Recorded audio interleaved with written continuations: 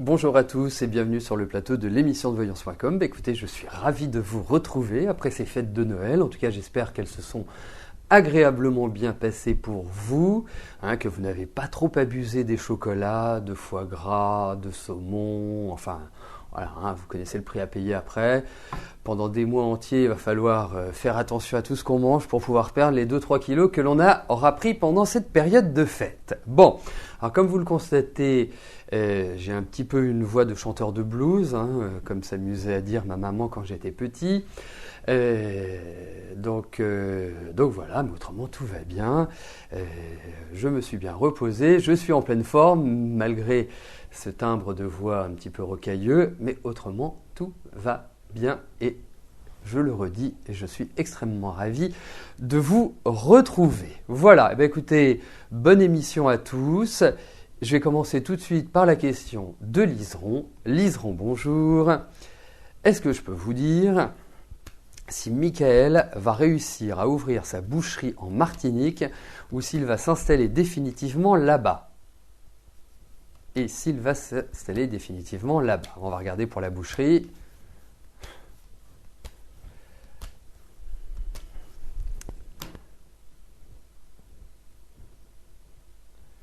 Voyons si Michael va s'installer.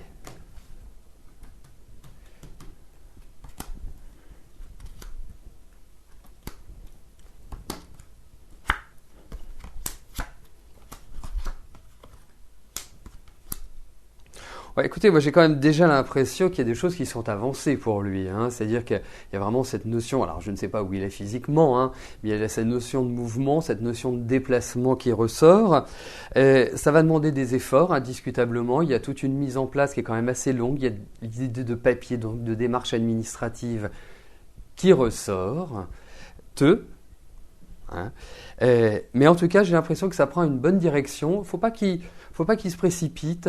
Je trouve que c'est vraiment une période en même temps où il pourrait accentuer un petit peu ses connaissances, développer son savoir. Ça peut être peut-être faire une formation ou se spécialiser dans un secteur un petit peu particulier de la boucherie. Après, je ne suis pas suffisamment au fait pour vous dire quoi, mais en tout cas, il y a cette idée de prise de marque l'année prochaine. Je pense que c'est un élément qui mettra du temps avant de se mettre en place, mais il y a vraiment l'idée d'un démarrage pour lui au niveau professionnel, de contrat, de signature. Donc ça peut tout à fait coïncider avec l'idée de créer la boucherie. Mais voilà, l'intuition que j'en ai, on a des bonnes cartes. Donc ça va dans la bonne direction. Mais vraiment le conseil que je donnerais, c'est un sentiment que j'ai parce que je sens des petits hicks, je sens des petites choses qui ne sont pas aussi simples que cela, qui n'apparaissent pas forcément dans les cartes, mais j'ai un petit ressenti comme ça où il ne faut pas se précipiter, il faut avancer tranquillement, il faut avancer sereinement. Il ne faut pas, mettre la charrue avant les bœufs, comme on dit. Donc, parce que autant je trouve que l'année prochaine est une année quelque part de mise en place, de lenteur ou même de fatigue physique, autant je sens une année 2016 qui soit tonitruante. Voilà, 2016, 2018, ce sont des années comme ça qui me parlent et qui sont très très favorables pour lui. L'année prochaine, il faut avancer tranquillement. Il y a des retards, il y a des délais, il y a des situations qui évoluent pas forcément comme on l'aimerait. Enfin, voilà, globalement. Mais ça peut aller, c'est une période, je dirais, de mise en place. Et après, ce sera une période plutôt d'envolée pour moi. Quand je dis après, c'est plutôt à partir de la deuxième partie de l'année et sur 2016. Voilà. Mais moi, j'ai quand même l'impression, parce que Michael est quelqu'un d'assez indépendant, qui veut sa liberté, qui n'écoute pas toujours les conseils, mais il a besoin d'être épaulé. Il a besoin d'avoir quelqu'un.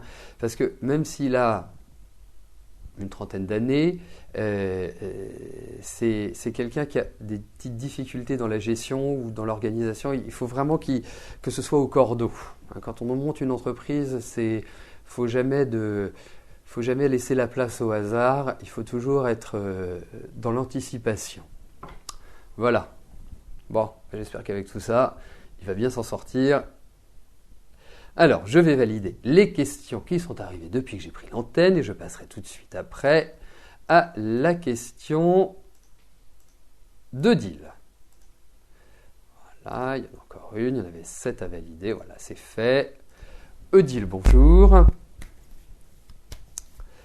Allez-vous avoir enfin des nouvelles de Jean-François? Je vous avais dit oui à plusieurs reprises et toujours rien. Bon, on va regarder.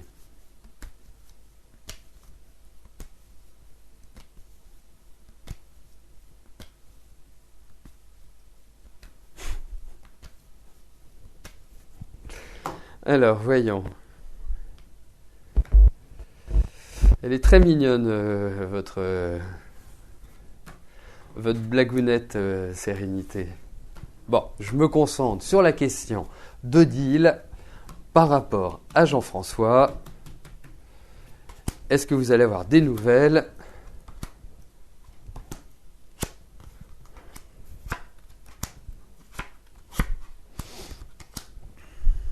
Alors, je ne sais pas ce que je vous avais dit lors d'une précédente émission, même en privé, mais en fait, il y a plusieurs choses. C'est que vous n'êtes pas forcément sur le même niveau de fonctionnement tous les deux. Hein, c'est quelqu'un qui n'est pas facile à cerner, hein, qui n'est vraiment pas facile à cerner. On sait jamais, il est toujours dans la surprise, on ne sait jamais à quoi s'attendre, c'est un curieux mélange. Alors, le revoir, des nouvelles, oui. Mais pourquoi faire? C'est, je pense, une deuxième question qu'il faudrait poser. Parce que là, il n'y a pas forcément l'idée d'une construction sur le plan affectif. Moi, je ressens de la colère, je ressens des tas de choses comme ça, je ressens des sentiments qui sont un petit peu extrêmes. Mais je ne ressens pas une certaine sérénité exister entre vous deux. Donc, je vais répondre oui à votre question. Mais c'est pas un oui qui ouvre des perspectives super, joyeuses ou de construction à deux. Et c'est ça qui, je pense qu'il serait intéressant qu'on pose la question ou qu'on développe un petit peu cet aspect-là. Parce que j'ai l'impression que Jean-François, en fait, il veut pas être tellement attaché, il veut vivre sa vie un peu comme il l'entend. Vous êtes quand même plutôt quelqu'un d'extrêmement responsable.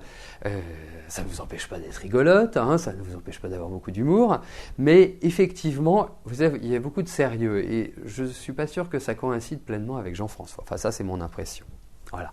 Et donc je pense que vous entrez effectivement dans une période qui est une période, on va dire, de reconstruction, mais de reconstruction individuelle. Ce n'est pas forcément dans le début de l'année que les choses ou la vie affective s'emballe, on va dire. Voilà, donc je suis quand même un petit peu mitigé sur cette histoire. Thérèse Marie, bonjour.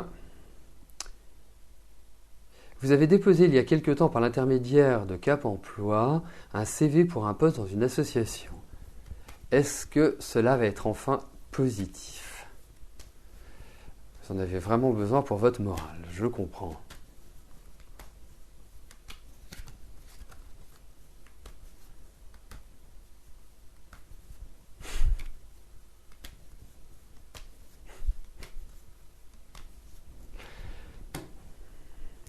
Alors, voyons au niveau de votre travail ce qui ressort dans les cartes.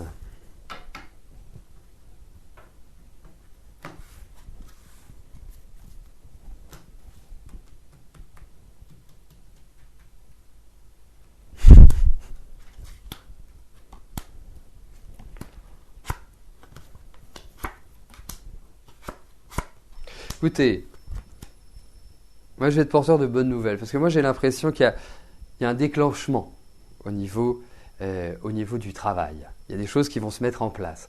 Alors, c'est peut-être pas forcément un travail à temps plein, hein, c'est pas forcément, je dirais, un CDI. Enfin, oui, non, c'est pas la question du CDI. C'est peut-être que ça va être 2-3 jours par semaine, peut-être pas une semaine entière. Il y a quelque chose qui fait moite-moite, on va dire. Donc moitié-moitié. Mais en tout cas, pour moi, il y a une nouvelle installation, pour moi, il y a du travail, pour moi, effectivement, il y a de la fatigue, mais c'est une fatigue un petit peu psychologique, mais il y a des choses qui vont démarrer, vraiment. Ouais, Il y a de nouveaux projets, ça va démarrer, ne vous en faites pas. Alors, grand sourire, belle énergie, confiance, hein, on bombe le torse et on y va. Hein. On n'arrive pas recroquevillé comme ça, hein, tout raccourci. Non, vous arrivez, voilà.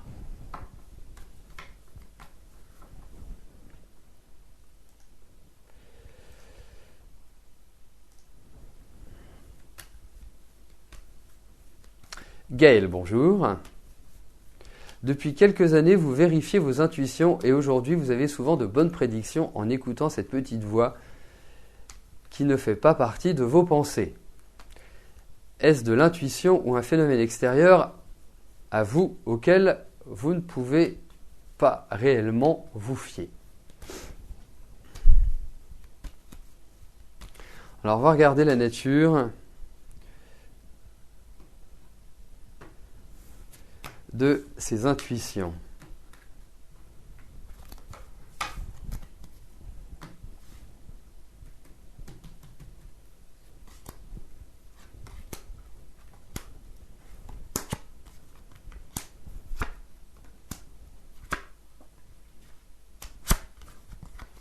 Alors écoutez, déjà, moi je pense que vous êtes quelqu'un d'assez tonique, hein, assez punchy. Petit mélange aussi de solitaire. Hein, vous êtes quelqu'un qui aimait, je ne vais pas dire que vous n'aimez pas sortir, bien au contraire, que vous n'aimez pas partager, mais vous avez vraiment besoin de vous ressourcer par moment, de vous retrouver face à vous. Alors, effectivement, ce que vous avez, ce n'est pas extérieur à vous, c'est en vous, c'est une énergie qui est existante. Et vous me parlez de quelques années, moi je pense que c'est historique, c'est-à-dire que même quand vous étiez petite, moi je suis persuadé que quand vous étiez petite, enfant, bébé, vous faisiez des cauchemars ou vous aviez des rêves qui étaient quand même assez forts. C'est un petit peu ce qui ressort dans ces cartes. Et le deuxième point, c'est que ça nécessite d'être canalisé, parce que j'ai l'impression que ça vient un petit peu par vague. Ça s'impose à vous. Hein, et c'est ce qu'on pourrait appeler un don de voyance ou un don de médiumnité, avoir des intuitions, mais qui peuvent être aussi accompagnées d'images ou c'est pas forcément des images clairement comme une maison ou comme ceci, mais ça peut être des formes, ça peut être quelque chose qui se manifeste, mais de manière assez radicale, on va dire. Donc, ça a besoin d'être canalisé. Il faut apprendre à le canaliser. Ça s'apprend. Il y a l'idée de quelqu'un d'autre qui va vous apprendre à le canaliser. Alors, ça peut passer par des enseignements ésotériques. Hein. Ça peut passer, par exemple, par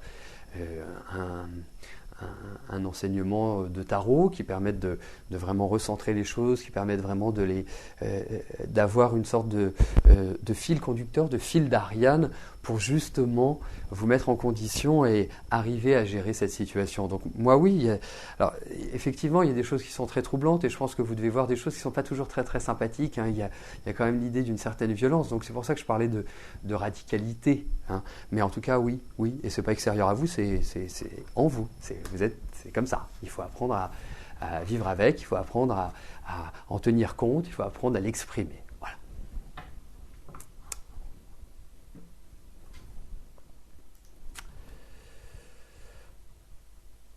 Anne, bonjour.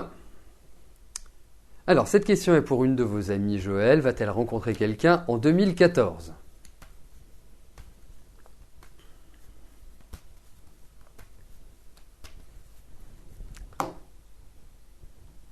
Voyons ça.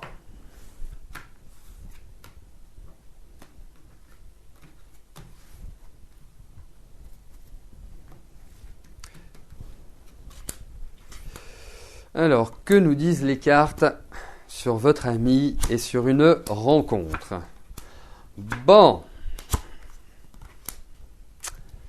Eh ben, la situation actuelle n'est pas trop brillante. Hein. Moi, je la sens échaudée, je la sens seule, je la sens avoir une difficulté à rencontrer quelqu'un, mais pas une difficulté à rencontrer quelqu'un parce que ceci, parce que cela.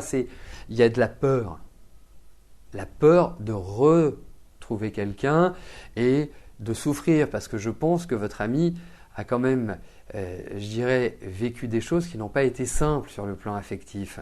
Il y a eu beaucoup de destruction, il y a eu beaucoup de choses qui ont été assez vécues de manière assez lourde, assez virulente pour elle. Donc non, ça a été loin d'être un long fleuve tranquille. Alors, je pense en même temps qu'elle est bien dans cette solitude, c'est-à-dire qu'elle trouve son équilibre. Elle a besoin de physique, elle a besoin de se dépenser, c'est quelqu'un qui a une énergie intérieure qui est quand même assez forte. Donc, elle va rencontrer quelqu'un, je pense qu'elle rentre dans des périodes qui sont tout à fait idéales.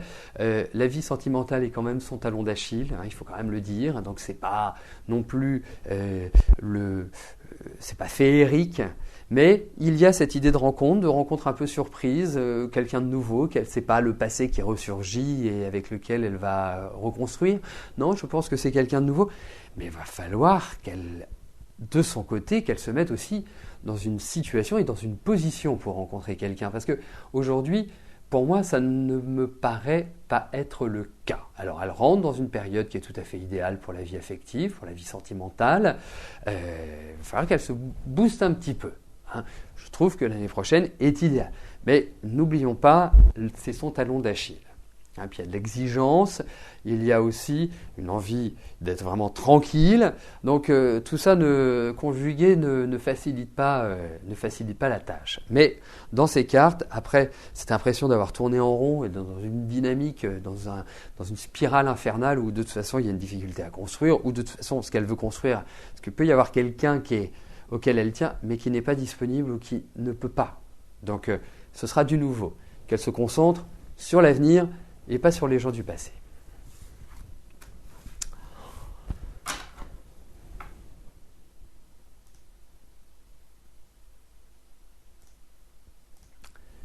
Christiane, bonjour. Votre gendre doit payer une partie de la maison de retraite pour son père, qui l'a complètement abandonné, n'a jamais payé de pension alimentaire à la maman, n'a jamais exercé ses droits de garde et visite. Va-t-il réussir à éviter ces dépenses supplémentaires étant donné qu'il a bien des frais d'appartement et de pension liés à son enfant? Bon. Je ne suis pas certain de la fin, mais en tout cas, on va regarder ce qui va se passer par rapport à son père et s'il va devoir régler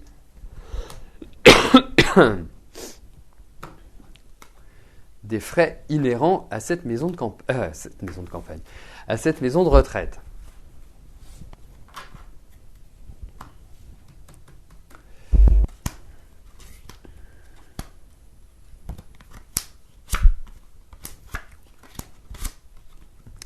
Et je crains bien qu'il y ait des obligations légales. Alors je ne sais pas du tout comment ça se passe, je ne sais pas pourquoi il a l'obligation de payer la maison de retraite pour son père.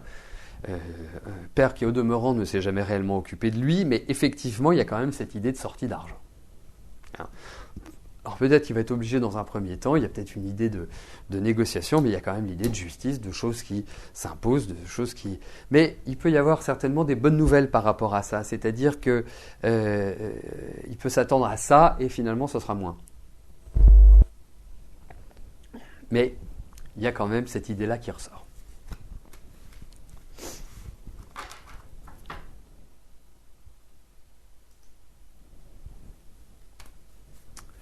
Peggy, bonjour. Allez-vous retrouver un emploi stable et épanouissant?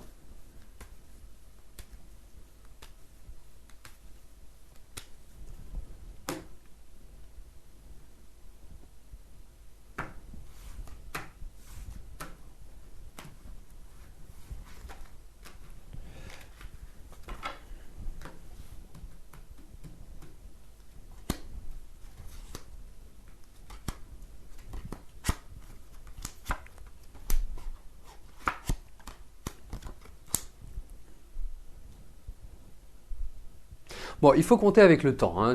c'est très direct, très clair. Il faut compter avec le temps parce que il y a quand même l'idée d'un choix, mais un choix qui est difficile à faire. Ça veut dire que c'est comme si de trouver le fil d'Ariane, c'est le mot de la journée, le fil d'Ariane, n'était pas évident. Et je pense que c'est par rapport à quelqu'un que vous allez trouver. C'est un homme qui va vous aider, c'est un homme qui va peut-être vous orienter parce qu'il y a une élévation sociale. Alors effectivement, Peggy, vous rentrez dans une période où je vous encourage très très vivement à prendre le taureau par les cornes. C'est une période clé, c'est une période charnière, c'est une période en quelque sorte où vous remettez un petit peu les fondations, vous remettez les bases. Et c'est par votre initiative, c'est par votre influx, c'est par votre dynamisme que les choses vont se débloquer. Elles vont se débloquer. Elles bloquent là, elles sont un peu lourdes. Vous vivez un petit peu avec, j'ai l'impression, pour vraiment avancer avec des boulets aux pieds. Alors ces boulets, vous allez encore les garder un petit peu. Mais ils vont disparaître et ne vont pas... ça ne va pas vous empêcher de trouver du travail, ça ne va pas vous empêcher d'avancer. Mais ça va freiner simplement. Mais en tout cas, oui, il y a cette idée de retrouver un poste stable. Il y a l'idée d'apprendre aussi, de développer ses connaissances. Je vous trouve quand même assez fatigué. Je vous trouve avec un petit peu une chape de plomb. Donc voilà, il faut retrouver cette énergie parce que vous n'en manquez pas, bien au contraire. Mais il faut vous dire que là, à partir de maintenant, il faut avancer pas à pas, de manière stratégique et de manière décidée. Vraiment, il faut un influx, il faut une détermination très forte. Voilà, mais vous allez trouver. C'est juste l'idée de temps, en fait, qui ressort, c'est juste ces ralentissements. Mais voilà, il ne faut pas que ça vous coupe dans vos élans, il ne faut pas que ça vous démotive, bien au contraire, parce que l'issue est favorable. Valérie, bonjour. Vous avez prêté de l'argent à votre ex-mari, il vous a dit qu'il vous rembourserait fin janvier 2014. Est-ce qu'il va vous rendre cet argent ?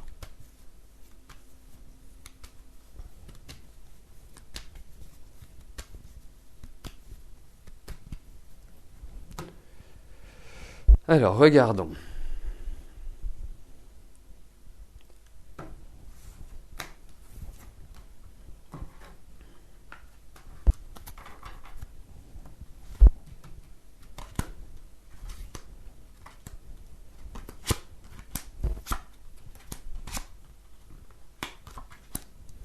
Alors, il y a quand même déjà un premier point qui, je dirais, pas forcément en rapport avec l'argent que vous avez prêté, mais qui montre un petit peu le fonctionnement de votre ex-mari.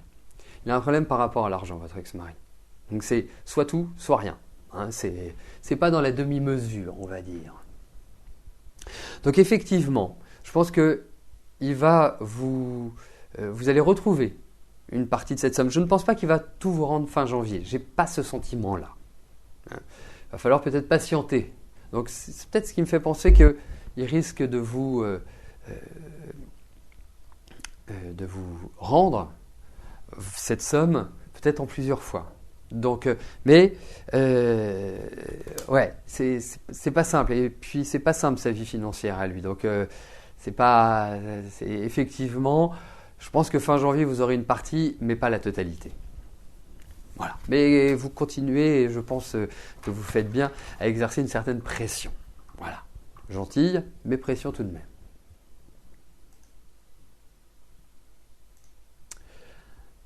Alors, la dernière question m'est posée par Yannick. Yannick, bonjour.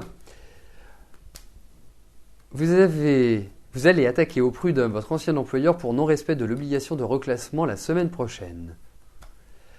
Vous comptez demander une somme conséquente de dédommagement. Est-ce que je vois une issue favorable ?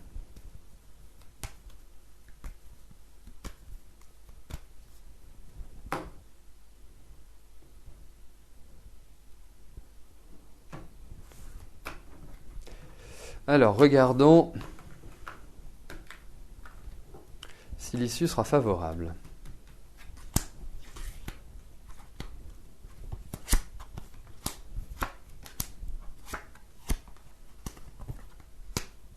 Alors, je pense que l'issue sera favorable, mais elle sera longue.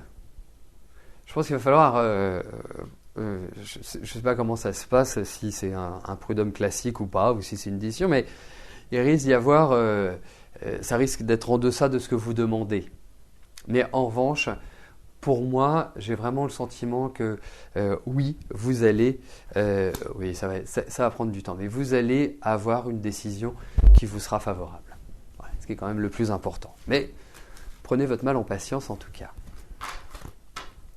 Eh bien écoutez, nous arrivons au terme de notre émission. Je vous souhaite à tous une excellente fin de journée et je vous donne rendez-vous demain à partir de 13h pour une nouvelle émission de Voyance en direct. Merci, bye bye.